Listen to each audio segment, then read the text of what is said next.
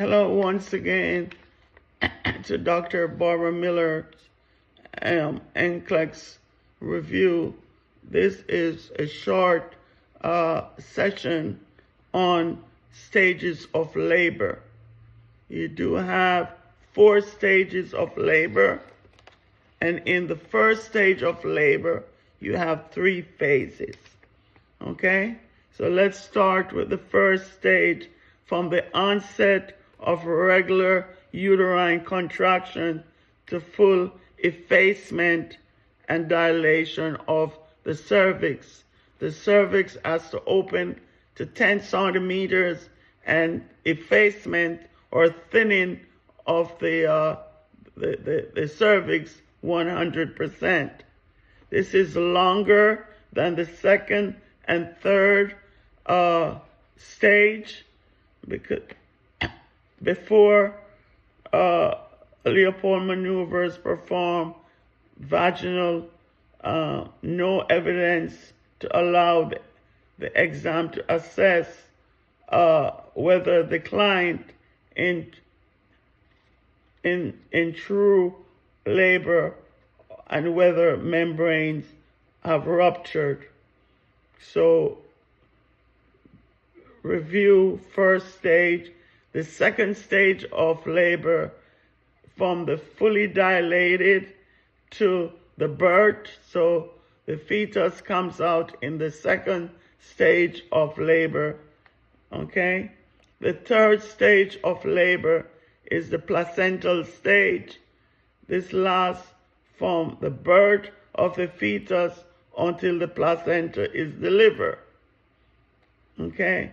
Give 1 and 5 minutes of the Apgar, meaning that when the newborn comes out of the birth canal, the doctor will hand the baby over to the circulating nurse.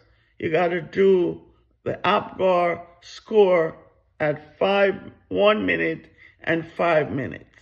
This is just to determine how the baby is doing in extrauterine life.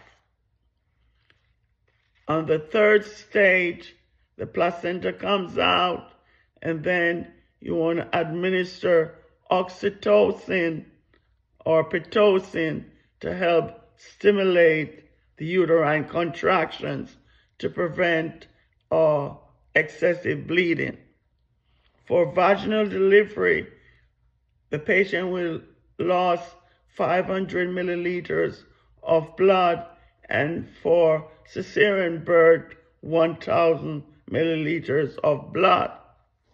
The fourth stage of labor begins with the delivery of placenta and include at least the first 2 hours after birth. This is a very delicate, for lack of a better word. You must monitor the patient.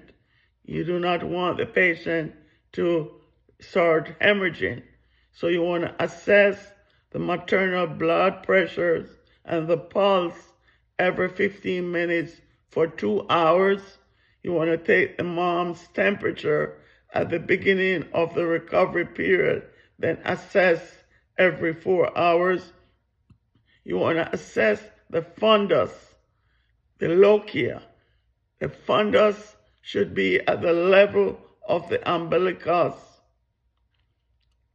Right after delivery, you want to massage the uterine fundus and administer oxytocin to prevent hemorrhaging. To prevent bladder distension, you want to encourage the woman to void. Thank you for watching. Please like, share, subscribe, and comment on each video. Thank you so much.